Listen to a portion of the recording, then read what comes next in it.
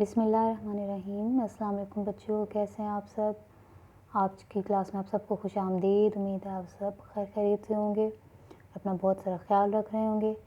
بیٹا آج کے سبق کی جانب بڑھتے ہیں، لیکن اس سے پہلے میں آپ کو بتا دوں کہ آج ہمارے سلیبس کا 14واں ہفتہ ہے اور اس کا پہلا دن ہے۔ اس سے پہلے پچھلے ہفتے میں ہم اپنا جو سبق ہے نظریہ پاکستان اس کو مکمل کر چکے ہیں۔ آج ہم کریں گے سبق نمبر 8۔ سبق نمبر 8 جو ہے وہ آپ کا افسانہ ہے ملمہ۔ مصنفہ اس کی ہاجرہ مسرور، ٹھیک ہے۔ ہاجرہ مسرور کا آج ہم نے تعارف پڑھنا ہے، اور آج کے ہمارا جو سبق ہے اس کے مقاصد بھی یہی ہیں کہ ہم ہاجرہ مسرور کے مختصر سے حالات زندگی اور ان کے اسلوب اور ان کی تصانیف سے متعارف ہوں۔ اور کیونکہ ملمہ جو ہے صنف ادب کے اعتبار سے افسانہ ہے، تو بچوں افسانے کی آپ صنف سے واقف ہو سکیں گے، اور صنف افسانہ نگاری سے آپ اس طرح سے بھی واقف ہیں پہلے ہی سے، کیونکہ آپ 9ویں جماعت میں ہم پنچایت پڑھ چکے ہیں، ٹھیک ہے۔ تو یہ آپ کا اگلا افسانہ ہوگا۔ ابھی تک کا یہ میرا خیال ہے کہ پہلا افسانہ ہے جو 10ویں کا ابھی آپ نے شروع کرنا ہے۔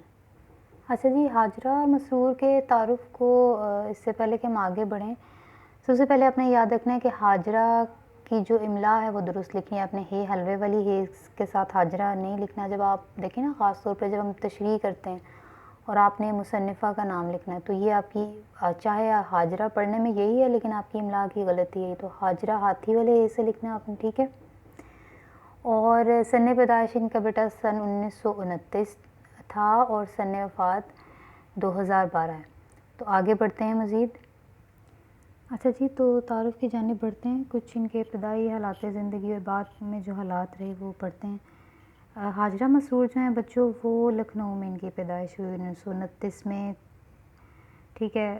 والد جو تھے ڈاکٹر تحور علی خان تھے، وہ سرکاری ملازم تھے، ڈاکٹر بھی تھے۔ کیونکہ سرکاری ملازم تھے تو تبادلے ہوتے رہتے تھے، تو کئی شہروں میں ان کی تعلیم جو ہے وہ مکمل ہوئی۔ اب سننے میں یہ بھی آتا ہے کہ تقریباً 8-9 برس کی عمر تھی ہاجرہ مسرور کی جب ان کے والد کی وفات ہو گئی اچانک۔ اب ہاجرہ مسرور لوگ جو ہیں یہ سارے 6 بہنیں اور 1 بھائی تھے بچوں۔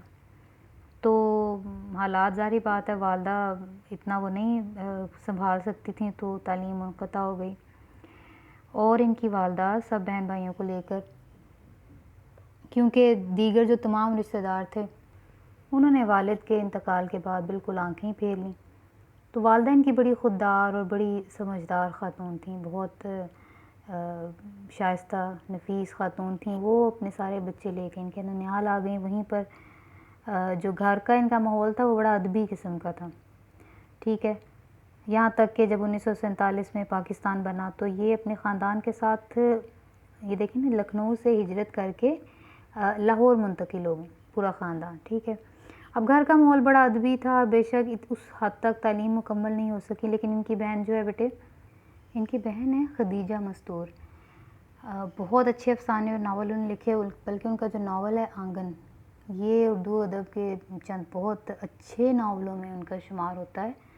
ابھی حال ہی میں آپ نے دیکھا ہوگا 1-2 سال پہلے غالباً اس کے اوپر ایک ڈرامہ بھی بن چکا ہے۔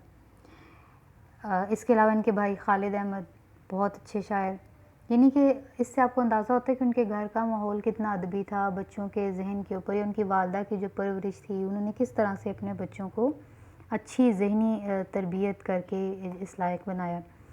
اب جب وہ لاہور آ گئیں تو یہاں پر بیٹے احمد ندیم قاسمی بہت مشہور افسانہ نگار، بہت بہترین شاعر، نقوش ایک بہت مشہور ادبی رسالہ ہے، بہت بہترین، ٹھیک ہے۔ اس کی ادارت میں یہ ان کے ساتھ شریک رہیں۔ میرا خیال ہے 3 سے 4 پرچے غالباً انہوں نے نکالے تھے ان کے ساتھ مل کے، ہاجرہ مسرور نے احمد ندیم قاسمی کے ساتھ۔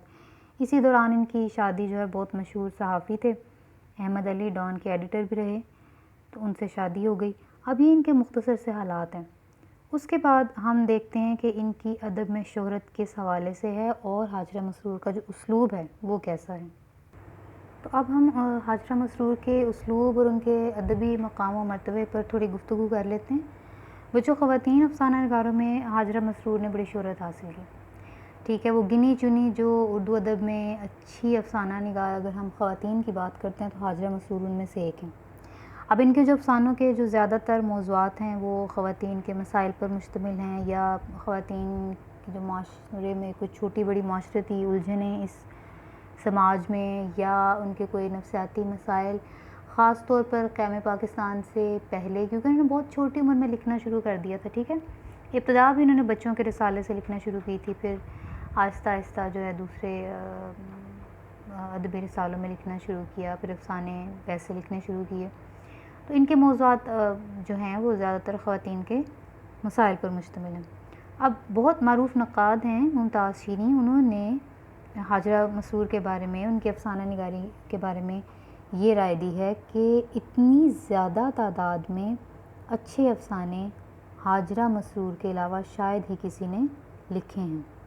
گویا ایک طرح سے ممتاز شیریں نے ان کو خراج تحسین پیش کیا، اور بیٹا یہ جو ان کی جو رائے ہے یہ بھی آپ نے تعارف میں انڈرلائن کر لینی ہے، ٹھیک ہے، کیونکہ آپ سے پوچھا جا سکتا ہے نا کہ یہ رائے ان کے بارے میں کس نے دی ہے۔ اب اس کے بعد بیٹا ہم حاجرہ مسرور کی جو تصانیف ہیں ان کی طرف آ جاتے ہیں۔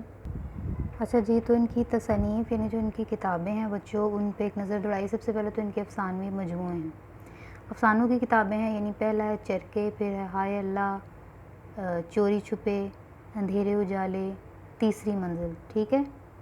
پھر حاجرہ مسرور کا ایک ڈراموں کا بھی مجموعہ، اس میں ڈرامے لکھے ہیں، اور اس کتاب کا نام ہے وہ لوگ۔ پھر ان کا جو افسانوں کا کلیات ہے، یعنی یہ جتنی کے افسانوں کی کتابیں ہیں ساری ایک کلیات کی شکل میں چھپی ایک کتاب کی شکل میں، اور اس کا نام ہے سب افسانے میرے۔ اور یہ جو ان کا کلیات ہے یہ 1991 میں شائع ہوا تھا، اور وہ بھی لاہور سے، یہ آپ نے یاد رکھنا۔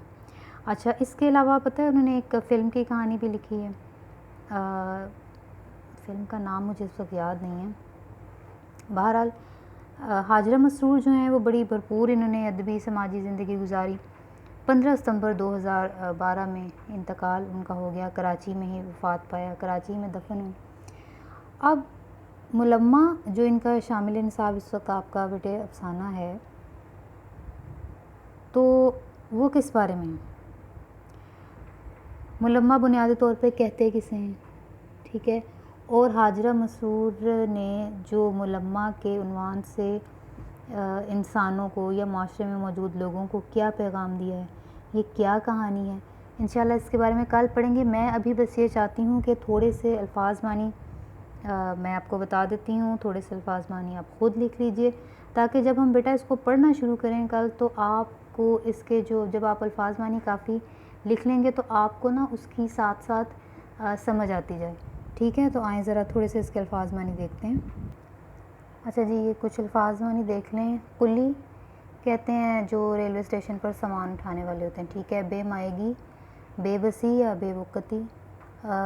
چرخ چوں، آوازیں ہیں بیٹا اس میں مختلف، اس میں صوت ہے، آپ کو پتہ نہیں، جس سے آواز کوئی منظر میں کسی چیز کی آواز پیدا کرنے کی جو آوازیں آپ سنیں گے اس میں، ٹھیک ہے، کیونکہ ملمہ کی ایک بہت بڑی جو خوبی ہے منظر نگاری ہے۔ ابھی جب ہم کل اسے شروع کریں گے تو پھر میں آپ کو اس کے بارے میں مزید بتاؤں گی۔ کثیف کہتے ہیں گاڑی کو، گاڑا جو ہوتا ہے کوئی چیز۔ چرر، چرر یہ بھی اس میں صوت ہے، آواز ہے، ٹھیک ہے۔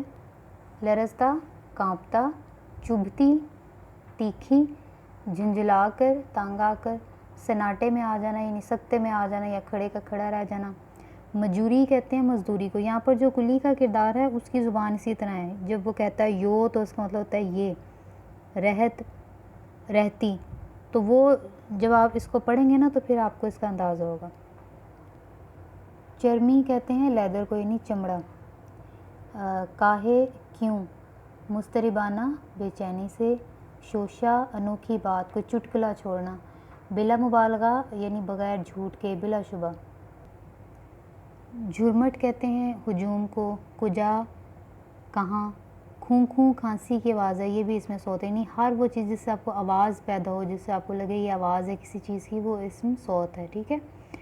مونڈی کہتے ہیں تراشے ہوئے یا کٹے ہوئے بالوں والی، دہکتے ہوئے، چمکتے ہوئے۔ پوکھر، تالاب یا جوہڑ یعنی جس میں پانی رک گیا ہو، ٹھیک ہے۔ اچھا جی، رشک، حسرت، چنگھاڑتی، شور مچاتی، در آئی، اندر آئی۔ کاؤں کاؤں جو ہے یہ بھی آوازیں ہیں، اس میں صوت ہے۔ تال، آواز۔ طرفہ، مزید، قیامت کے موقع پر یعنی انتہائی شور میں، بہت زیادہ ہنگامے میں، ٹولی، گروپ یا کوئی گروہ جو ہوتا ہے، گدڑی، لباس یا کپڑے میں سے، حائل، رکاوٹ یا روکنے والی، جھکولا، جھٹکا۔ اچھا جی، بے ساختہ کا مطلب ہے اچانک یا فوراً، مزین، سجا ہوا، پیمائش، لمبائی ناپنا، پھڑپھڑانے لگی، مچلنے لگی، سر اٹھانے لگی، گوشے، کونے کو کہتے ہیں۔ دفعتاً کا مطلب ہے اچانک، موسلادھار بارش، انتہائی برے حالات۔ اب آپ نے یہ نہیں کہنا کہ اس کا مطلب ہوتا ہے بہت زیادہ بارش، کیونکہ بیٹے موضوع کے مطابق جس چیز کا جو مطلب بنتا ہے جب آپ پڑھیں گے نا تو پھر آپ کو یہ پتہ چلے گا۔ متعجب کہتے ہیں حیران کو، بہت زیادہ حیرانی کو۔ دل فریب، خوبصورت، خوش کن، بھانپ لینا، معلوم ہو جانا، پتہ چل جانا۔ اچھا، آج کے لیے اتنے آپ کی، یہ تقریباً آپ کے 4 صفحات ہیں ابتدائی جس کی ہم نے مطلب لکھنی ہے، باقی پھر ہم اگلے سبق میں کر لیں گے۔ فی الحال آپ اپنا گھر کا کام نوٹ کریں۔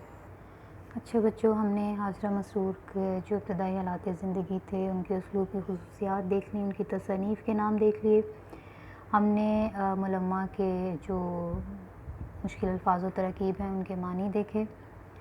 تو اب ان سب چیزوں کو بیٹا پیش نظر رکھتے ہوئے ہم نے جو تعارف پڑھا ہے، اس کے تمام اہم نکات جو میں نے آپ کو بتائے تھے ان کو مد نظر رکھتے ہوئے آپ نے حاجرہ مسرور کا تعارف یاد کرنا ہے اور لکھنا ہے، اور افسانہ جو ان کا جو بھی ہم انشاءاللہ کل پڑھیں گے اس کے الفاظ و تراکیب کے جو معنی ہیں آپ نے کتاب کے اوپر لکھیں بیٹا، وال پوائنٹ سے لکھیں تاکہ آپ کو اس کے ساتھ پریکٹس ہو، تاکہ آپ چیزوں کو کاٹیں نہیں، پینسل سے مت لکھا کریں، اس طرح سے آپ کی پریکٹس خراب ہوگی، ٹھیک سے نہیں لکھا جائے گا آپ سے، اور تاکہ آپ کو کاٹنے کا جو اوور رائٹنگ بچے کرتے ہیں وہ چیزیں بھی نہ ہوں۔